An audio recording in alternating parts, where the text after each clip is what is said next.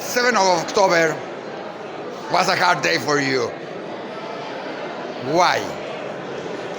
Well, our two sons, we had only moved to Israel 10 years before, 9.5 years before from South Africa. Both of our sons, who made Aliyah when they were 15 and 13, both became soldiers, officers, and on the 7th of October, they both fought. Daniel, our younger son, was based in his base outside Kibbutz Nachal Oz, and Yonatan was at home. Daniel's a tank commander, and Yonatan an officer in the paratroopers. By the end of the day, unfortunately, Daniel, our son, was missing, and Yonatan, our oldest son, was injured. Unfortunately, Daniel he was missing for 2 weeks. Then we heard taken captive. Then we heard he had been injured based on blood of his that they found. And after 163 days of praying and activism, he was declared dead.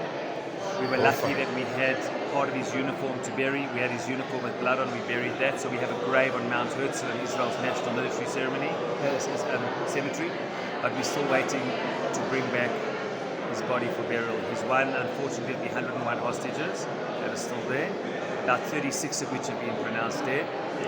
We were very lucky with our other son. He fought also bravely. He ended up being shot in the leg 100 meters away from where his brother was killed in the same base of Nachal Oz. Thank God he was okay, shot through his thigh, didn't hit any of the arteries or the bones, and actually he got married 10 days later. 10 days later. Yeah, 10 days later was the day. How was that? Because I cannot believe what was happening and he was getting married. That's resilience, that's hope. Yeah, I don't know how we did it. We just thought not to push off the wedding. We did a small wedding. We were planning on a much bigger wedding. We did a much smaller wedding of just 150 people, and other people joined on live stream. I don't know how we got through it, but it was a happy wedding. We had some tough moments under the chuppah when we davened and prayed for Daniel. That was very tough.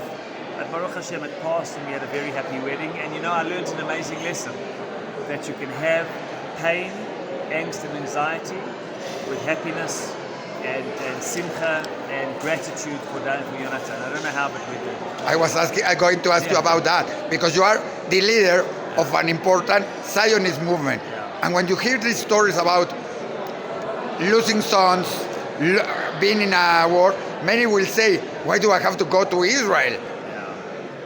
Look, you know, we made Aliyah to Israel. We don't regret it.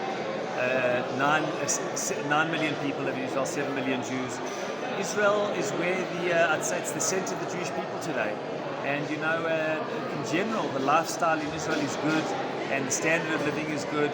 And things of the last 20, 30 years have been relatively peaceful the last 20 years. It's just since the 7th of October has been this terrible war.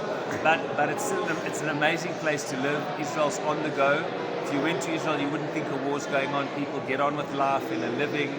And it's the most resilient country where like everything is open and there's a war going on. I don't know how to explain it. That's the Jewish It's incredible, because many will say that you may regret going, that you went to Israel or your sons went to Israel. If not, this didn't happen. But you don't regret. You still. The reason I don't regret it is we made Aliyah for the right reasons. We wanted to live in Israel. My family, my parents live in Israel. And when we moved to Israel, we went for the right reasons. We feel close to Israel. We believe it's a mitzvah to live in Israel. We believe it's the future of the Jewish people. So you never know what's going to happen in the future. All you can control is the decisions you make in the present. You don't know what happens in the future. But and like we said, you are the president of the Mizrahi organization, Zionist organization, that is a religious. yeah. What is Mizrahi? Explain us a little bit, because I'm sure nobody in Mexico or many people in Mexico don't understand what is Mizrahi, or if it's part of the government or what else. So I mean, World Mizrahi joined the World Zionist Organization of Herzl. When Herzl founded the World Organization, a lot of religious Orthodox Jews didn't know what to do with it. It was a secular national movement. But the rabbis who joined it called themselves Mizrahi. It starts from it means Merkaz Ruchani. It's an acronym for Merkaz Ruchani, spiritual center. It's not because they are Mizrahi Jews. No, it's because... correct. It's not related to Mizrahi Jews. They saw themselves as the spiritual center, bringing Torah and Jewish values to the Zionist movement. And the Mizrahi movement believes in partnering with the Zionist movement. secular Jews, religious Jews. We're in this together, and they believe that what Herzl was doing, although he wasn't so religious, he wanted to save Jews, bring them back to Israel, do kibbutz galiot, and therefore Mizrahi saw themselves as both religious and Zionist and joined. We're not really represented in the government. We're more of a global. There's lots of different parties in Israel, but we as Mizrahi are more a global religious Zionist movement representing. Just to know, like Bnei Akiva here in Mexico? Like Bnei Akiva. Bnei Akiva is the youth movement, and Mexico is and the Mizrahi is the parent movement. Tell me something. Is the religious movement, like Mizrahi, can be part of or be with the other movements, non-religious? Can we have an aliyah together, to have Zionists together? How does it work? Because many will say that they have another and different concepts about Israel or something. Yeah, but I think, like we've got reform communities and Orthodox communities and conservative communities and ultra-Orthodox communities, each community caters to their own constituents, but we're all part of the Jewish people. Anti-Semites don't distinguish between this type of Jew and that type of Jew. And I think the important lesson is what Rabbi Soloveitchik calls the covenant of Jewish fate. There's a covenant of fate. We're in this together. And even if we've got very different opinions and different ways of how we think Judaism and the Jewish people should be, we're one people.